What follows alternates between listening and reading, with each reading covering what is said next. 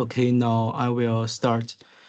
Good morning, everyone, and thank you for joining our panel discussion today. Our topic is SDG 4, quality education. When we'll discuss an important question: can governments alone solve educational um, inequality, or do ordinary people and young people also have an important role to play?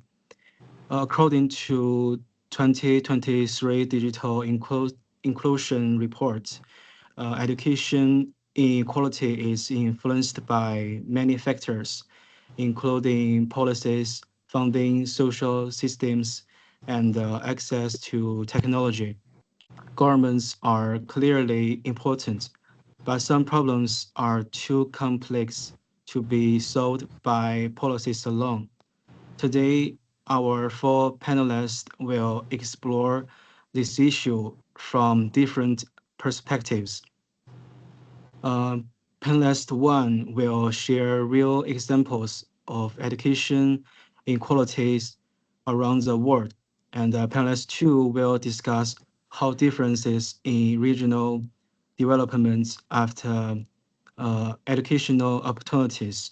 And panelist three will explain the major challenges when trying to achieve universal education. Finally, the panelist four will focus on possible solutions and practical actions. Now let's begin round one. Panelist one, please start by sharing your ideas. Okay, thank you. According to UNICEF's 2025 report, education has improved a lot over the past 25 years. More children are able to attend the primary school, and education rates now cover children, university students, and even adult learners.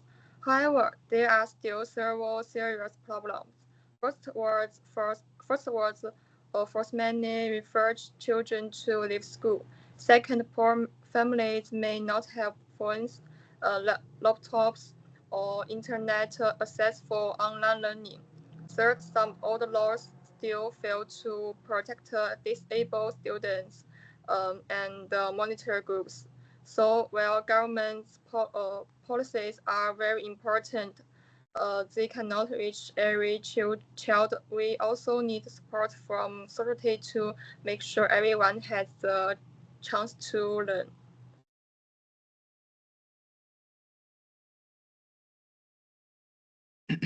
Okay, thank you.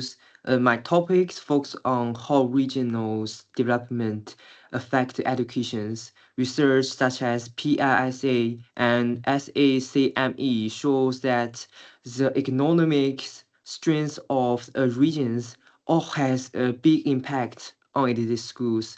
For example, cities with the strongest economies usually have a better schools facilities, more equal-face teachers, and better learning resources. In context, rural or remote areas often struggles because local government has less funding and fewer resources. Even when central governments provide support, some gaps still remain. Therefore, unequal regional development is one of the main causes of the educational inequalities. Volunteer sports can help, but it is usually a temporary solution. Okay, that's all. I agree with panelists too. Regional economic differences are definitely an important challenge. Besides that, there are several other barriers to universal education. One is the digital divide, because many students still cannot access online learning. Another is social prejudice. Sometimes people blame students for poor results instead of looking at problems within the education system. We also face policy challenges. Government procedures can be so slow, so support may take a long time to reach the students who need it. Because of these challenges, governments cannot solve everything alone.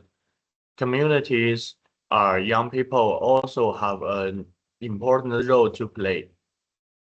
Thank you. My focus is on solutions. Although we face challenges such as resource gaps and digital inequality, there are still many ways to improve education access. First, governments can provide more funding, improve education policies, and offer digital devices to disadvantaged areas. Second, ordinary citizens and students can help through volunteer teaching, donation projects, and community support activities. I believe the best results come when official efforts and community action work together. Government policies provide the foundation, while citizens help fill the gaps that policies may miss. Thank you, everyone, for your insightful sharing. Panelist 1 showed us real examples of education inequality around the world, and Panelist 2 explained how regional development influences educational opportunities. And Panelist 3 highlights some major challenges to achieving universal education. And Panelist 4 introduced possible solutions from both governments and communities. Now let's move on to row 2. This will be an open discussion where panelists can ask questions, respond to one another, and share practical ideas. So, panelist 1, would you like to begin? Okay, I think government policies are important, but sometimes they cannot solve every small problem. So I like to ask police too. Since regional development creates such a big education gap, what can volunteers to do help? That's a good question. I think there are two simple ways. One is donating bookings and learning matters. Another is providing free online tutorings for students in the resource-poor areas. I'd like to ask the panel threes. Almost all the chains you mentioned, which ones do you think is the hardest to solve quickly? Thank you, panelist 2. Let's hear panelist 3's opinions. For me, the biggest challenge is that government funding and support often take a long time to reach schools. While waiting for that support, local communities can help by opening study spaces, donating books, or organizing volunteer teaching. My question for panelist 4 is, how can government solutions and community solutions work together effectively? It's an interesting point. Now let's hear panelist 4's view. I think they should play different roles. Governments focus on large-scale system changes, while communities focus on local needs. For example, the government can provide tablets to rural schools, and volunteers can teach students how to use them. I'd like to ask panelist one, based on the cases you studied, what can ordinary people do to help disadvantaged students directly? Okay, there are actually many small things we can do. For example, we can donate old tables or phones that are still usable. We can also teach children and elderly people some basic digital skills. Other idea is for students to save a little pocket money and create small scholarships for students who need financial support. Those are very practical suggestions. Would anyone like to add more ideas? I really like these ideas. School could also organize security sales and donate the monies to school is the less development regions. And I think the volunteer sport is especially useful because local governments sometimes have limited budgets.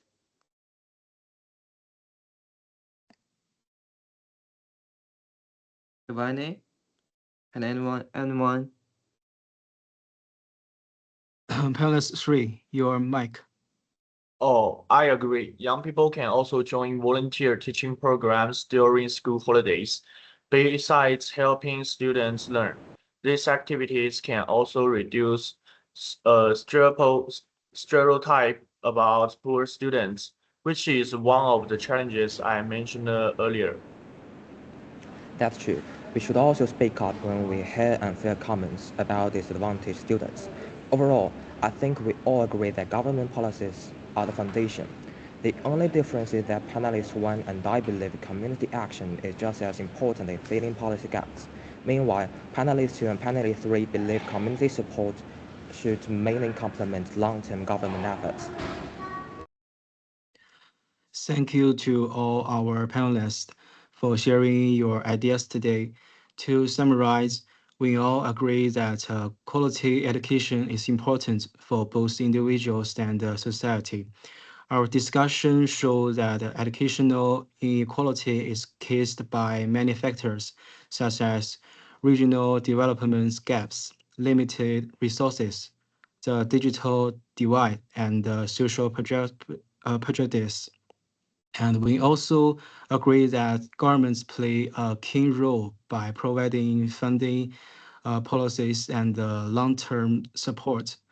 At the same time, communities, volunteers, and young people can help through tutoring, donations, and awareness activities. Although there are different opinions about how much impact community action can have, everyone agrees that cooperation is essential.